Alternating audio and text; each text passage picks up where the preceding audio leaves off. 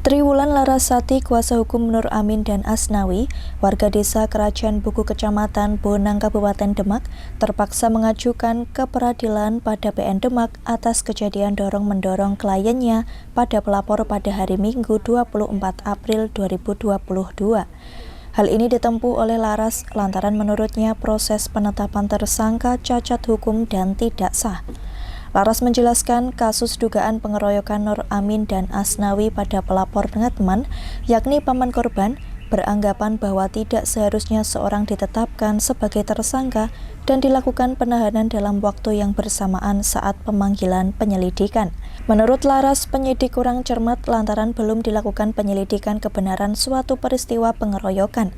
Hingga dalam permohonan pra-peradilan yang akan diajukannya ke PN Demak, pemohon majelis hakim membatalkan proses penetapan tersangka karena dianggap tidak sah dan cacat hukum. Laras menambahkan, saat adanya proses pengaduan dugaan pidana terhadap tersangka, polisi seharusnya melakukan penyelidikan secara utuh. Sementara beberapa saksi yang ajukan pelapor hanya satu yang hadir dan itu pun diduga saksi palsu lantaran saksi tidak ada di tempat perkara. Alasan kami mengajukan permohonan pra-peradilan ini karena kami menganggap proses penetapan tersangka ini cacat hukum dan tidak sah. Karena tidak sesuai dengan tadi pasal 1 ayat 5 Kitab Undang-Undang Hukum Acara Pidana. Yang mana suatu penyelidikan untuk berproses meningkat menjadi penyidikan, lalu ditetapkan menjadi penuntutan, penetapan tersangka, penahanan, dan penangkapan, itu seharusnya prosesnya itu lengkap dan utuh.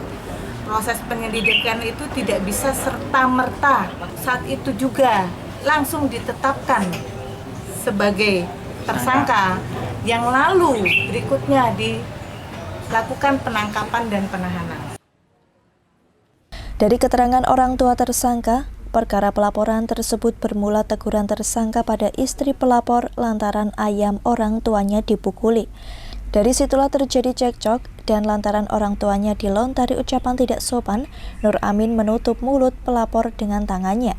Setelah itu terjadilah saling dorong-menorong antara paman dan keponakan. Tim Liputan, Simpang 5 TV, melaporkan.